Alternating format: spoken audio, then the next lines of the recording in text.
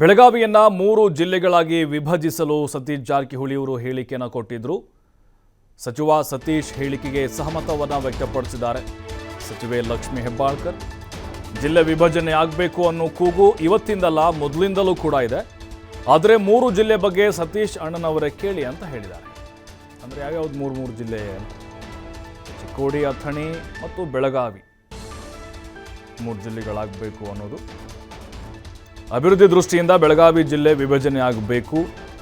ಸತೀಶ್ ಜಾರಕಿಹೊಳಿ ಅವರು ಹಿರಿಯರಿದ್ದಾರೆ, ತಿಳಿದುಕೊಂಡು ಮಾತಾಡಿರ್ತಾರೆ. ಅವರು ಎಷ್ಟು ಜಿಲ್ಲೆ ಆಗಬೇಕು ಅನ್ನೋದು ಅವರು ಡಿಸೈಡ್ ಮಾಡ್ತಾರೆ ಅಂತ ಸಚಿವೆ ಲಕ್ಷ್ಮಿ ಹೆಬ್ಬಾಳ್ಕರ್ ಹೇಳಿದ್ದಾರೆ. ಅಂದರೆ ಒಂದು ರೀತಿ ಜಾಣ ನಡೆ ಇದು.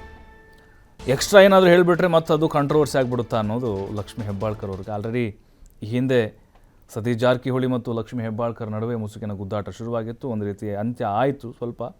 ಈಗ ಜಿಲ್ಲೆ ವಿಭಜನೆ ವಿಚಾರಕ್ಕೆ ಸತೀಶ್ ಅಣ್ಣವರು ಏನು ಹೇಳ್ತಾರೋ ಅದು ಓಕೆ, ಅವ್ರು ಡಿಸೈಡ್ ಮಾಡ್ತಾರೆ ಎಷ್ಟು ಜಿಲ್ಲೆ ಅಂತ ಅವ್ರನ್ನೇ ಕೇಳಿ. ಬಟ್ ವಿಭಜನೆ ಆಗೋದು ಅಭಿವೃದ್ಧಿ ದೃಷ್ಟಿಯಿಂದ ಒಳ್ಳೆಯದು ಅಂತ ಹೆಬ್ಬಾಳ್ಕರ್ ಹೇಳಿದ್ದಾರೆ. ಅಣ್ಣನ ಅವ್ರನ್ನೇ ಇದ್ರ ಬಗ್ಗೆ ಕೇಳಿ. ಬಟ್ ಮೊದಲಿಂದನೂ ಕೂಗು ನಮ್ದಿದೆ, ಜಿಲ್ಲೆ ವಿಭಜನೆ ಆಗಬೇಕು. ಯಾಕಂತಂದ್ರೆ ಅಭಿವೃದ್ಧಿ ದೃಷ್ಟಿಯಿಂದ ಜಿಲ್ಲೆ ವಿಭಜನೆ ಆಗಬೇಕು. ಇಷ್ಟನ್ನು ಮಾತ್ರ ನಾನು ಹೇಳ್ಬೋದು. ಅವ್ರು ಹಿರಿಯರಿದ್ದಾರೆ, ತಿಳ್ಕೊಂಡು ಮಾತಾಡಿರ್ತಾರೆ. ಸೊ 3 ಆಗಬೇಕಾ, 4 ಆಗಬೇಕಾ, 2 ಆಗಬೇಕಾ ಅನ್ನೋದನ್ನ ಅವರು ಡಿಸೈಡ್ ಮಾಡ್ತಾರೆ. ಅಣ್ಣನ ಅವ್ರನ್ನೇ ಇದ್ರ ಬಗ್ಗೆ ಕೇಳಿ. ಬಟ್ ಮೊದಲಿಂದನೂ ಕೂಗು ನಮ್ದಿದೆ, ಜಿಲ್ಲೆ ವಿಭಜನೆ ಆಗಬೇಕು. ಯಾಕಂತಂದ್ರೆ ಅಭಿವೃದ್ಧಿ ದೃಷ್ಟಿಯಿಂದ ಜಿಲ್ಲೆ ವಿಭಜನೆ ಆಗಬೇಕು. ಇಷ್ಟನ್ನು ಮಾತ್ರ ನಾನು